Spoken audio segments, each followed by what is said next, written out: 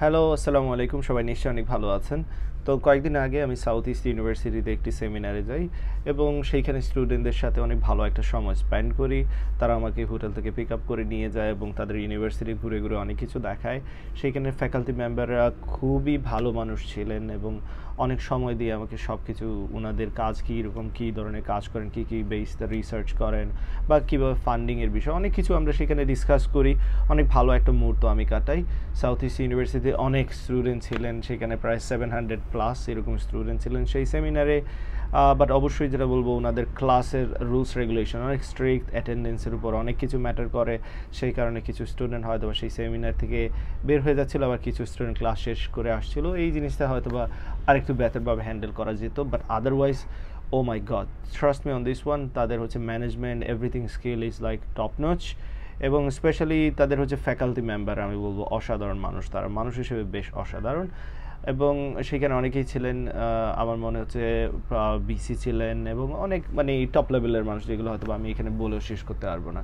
আলহামদুলিল্লাহ, ওনাদের আচার আচরণ আমি খুবই পজিটিভ বলবো। মানুষ হিসেবে আমার জন্য এটা অনেক বড় একটা পাওনা। তো সেইখানে যাওয়ার পর স্টুডেন্টদের যে ইন্টারাকশনটা যেটা পেয়েছি আমি, সেটা কখনো বলার মতো না। মানুষ অনেক থ্যাঙ্কফুল, মানুষ সেখানে যে হয় সেটা না দেখলে হয়তো বোঝা যায় না। আমার অলরেডি এর আগেও 6টা সেমিনারের মতো করেছি বা 5টার মতো, সব জায়গায় হচ্ছে স্টুডেন্টরা আমার সাথে ইন্টারাকশনটা ছিল বেশ উপভোগ্য। তো সাউথ ইস্ট ইউনিভার্সিটির ক্যাম্পাসটা আমার কাছে মনে হচ্ছিল যে অনেক বড় একটা ক্যাম্পাস ফর শিওর। একটা জায়গার মনে হয়েছিল যে আমি একটা জায়গা থেকে দেখতে পেয়েছিলাম হয়তো ব্রাক ইউনিভার্সিটি বা অন্যান্য ইউনিভার্সিটির যে ক্যাম্পাসগুলো মোস্ট প্রবাবলি ওইখান থেকে দেখা যায়, যতদূর মনে করতে পারছি। সব কিছু তো আর মনে করা পসিবল না ফর শিওর।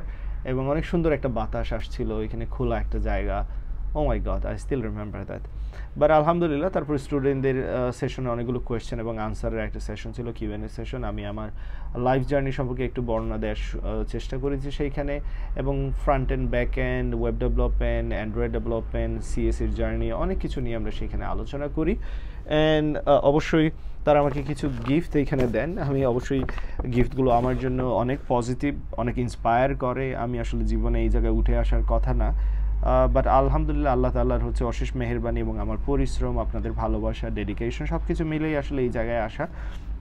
তো যতগুলো ইউনিভার্সিটিতে যাই অবশ্যই কিছু না কিছু ডিফারেন্ট, কিছু না কিছু পজিটিভ আমি অ্যাচিভ করেছি। আমার অনেক কিছুই সাউথ ইস্ট ইউনিভার্সিটি থেকে, এটা আমার প্রথম জার্নি ছিল সাউথ ইস্ট ইউনিভার্সিটিতে, আগে কখনো আমি যাইনি।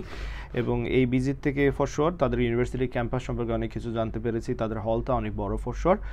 এবং দেন রিসার্চের বিষয়ে আসলে তেমন একটা কথা বলার সুযোগ হয়নি, যেহেতু আমি খুবই তাড়াহুড়ার মধ্যে ছিলাম, খুবই কম সময় ছিল আমার unfortunately.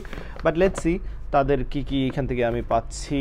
Beautiful gift, what ever gift আমার কাছে অনেক দামি, অনেক মূল্যবান। আমার কাছে এটা বলে বোঝাবার মতো না, এটা ভালোবাসার জায়গা। সেটা একটা কলম হোক আর ছোট্ট যা কিছুই হোক, সেটা অনেক ভালো লাগার একটা বিষয়। তো এখানে দেখতে পাচ্ছি প্রথমেই একটি ডায়েরি রয়েছে, সাউথ ইস্ট ইউনিভার্সিটির diary. Wow great, absolutely great, thank you very much.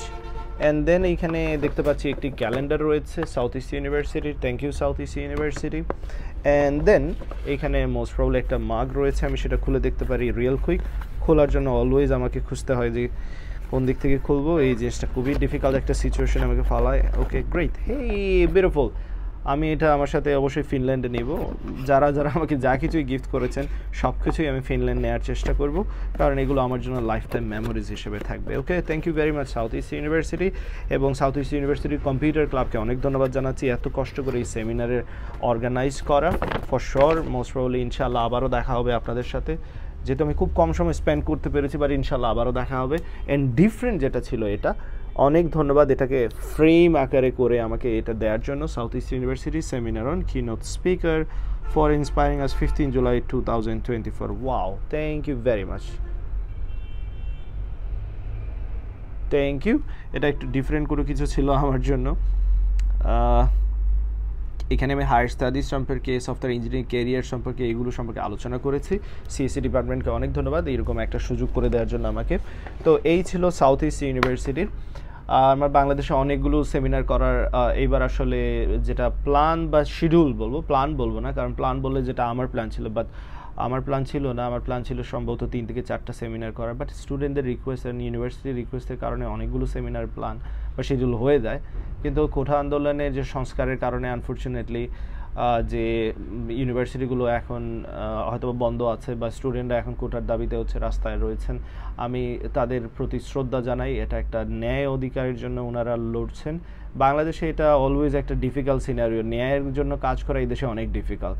আপনি অসৎ কাজের জন্য যখন এইখানে রাস্তায় নামবেন, আপনার কাজে অনেকেই সাহায্য করবে, বা সৎ কাজে যখন নামবেন অলওয়েজ আপনাকে প্রবলেম ফেস করতে হবে। আর স্পেশালি এদেশের সরকার অলওয়েজ মনে হচ্ছে ভালো কাজের বিরুদ্ধেই থাকে মোস্ট অফ দ্য টাইম, সেটা যে কোনো সরকারই হোক, আমার কাছে সেটা মনে হয়।